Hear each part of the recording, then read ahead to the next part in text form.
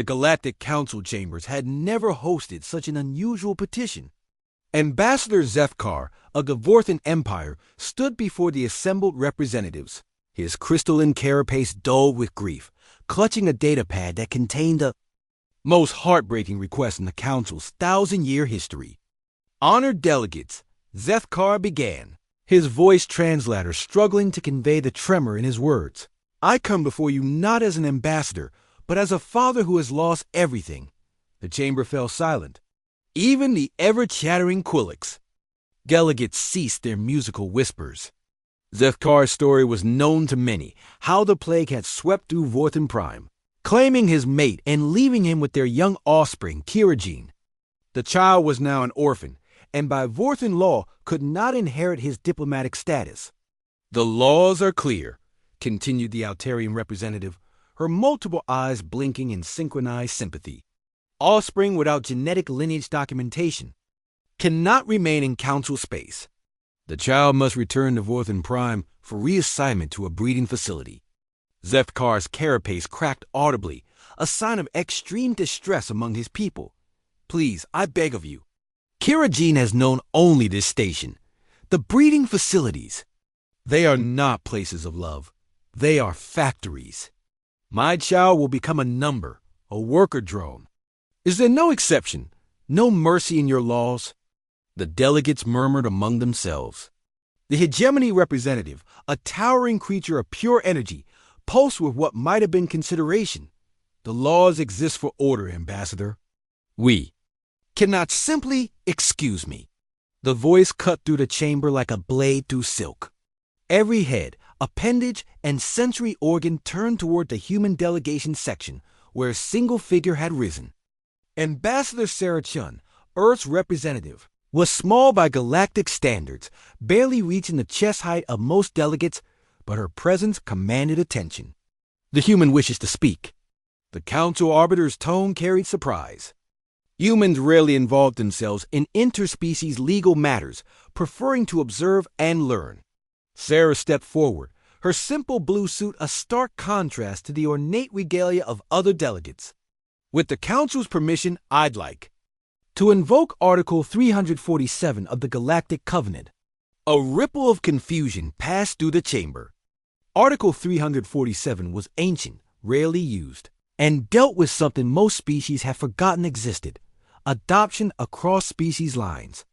Ambassador Chun, the Arbiter's voice carried warning, that article has not been invoked in over 6 centuries. The legal precedents are ... complex.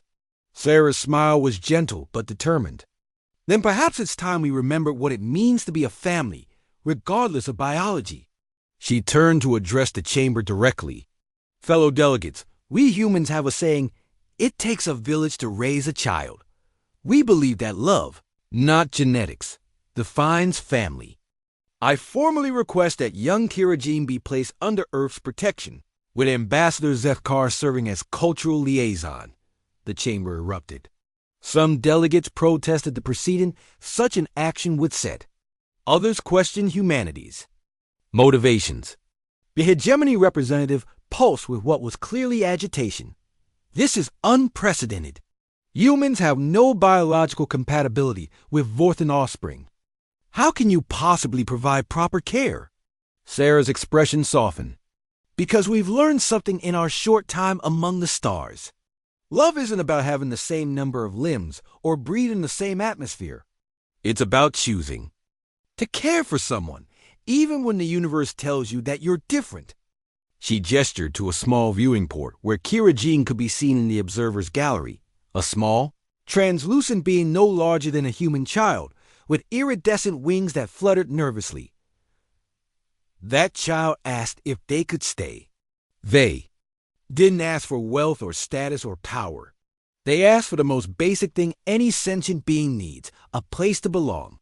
Zefkar's translator crackled with static as his emotions overwhelmed the device. You ... you would do this for my child?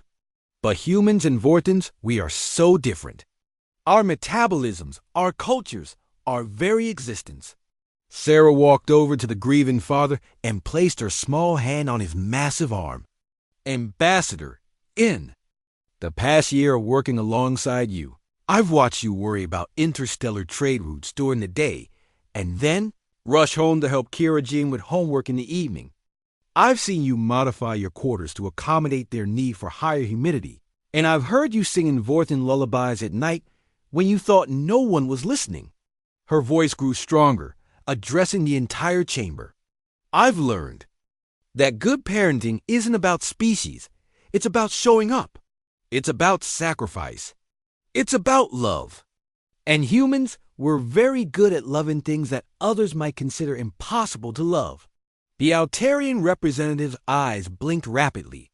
But the legal implications will be worked out, Sarah interrupted firmly. Earth formally extends citizenship to Kira Jean with all the rights and protections thereof. We offer our embassy as their home, our schools for their education, and our community for their growth. Ambassador Jeff Carr, you're welcome to remain as long as you wish, or you may visit as often as duty allows. The chamber fell silent except for the soft whir of life support systems. Finally, the ancient keeper of laws, a being so old its species. Name was forgotten, spoke in a voice like rustling leaves. In 6,000 years of galactic civilization, I have never seen such audacity. To adopt the cross-species lines, to offer citizenship based purely on compassion. Sarah held her breath. It is, the keeper continued, the most human thing I have ever witnessed, and perhaps the most civilized thing any species has done in centuries. The vote was closer than Sarah had hoped, but when it came, the result was clear. 847 in favor, 231 against, with 15 abstentions. Later, in the human embassy's residential section, Sarah found Zefkar sitting with his child in a garden they had built together, a fusion of earth plants and Vorthen crystal formations. Kira Jean was practicing writing in both Vorthen script and English, their wings catching the artificial sunlight. Ambassador Chun, Zefkar said, his translator now steady. I do not understand why you did this. Your species gains nothing from our arrangement. Sarah smiled, watching Kira Jean carefully draw letters on their tablet. Ambassador, humanity learned something important when we left Earth. The universe is vast and often cold. But every time, we choose compassion over convenience, love over law, family over fear, we make it a little warmer. Kira Jean looked up from their writing, their large eyes shimmering with hope and something that might have been tears. In halting English, they whispered, Can I really stay forever? Sarah knelt down to their level and gently touched their small hand. Forever and always, little one. Welcome to the human family. As the artificial sun set over the embassy garden, casting long shadows that intertwined regardless of their origins, the universe became just a little bit smaller and infinitely more kind.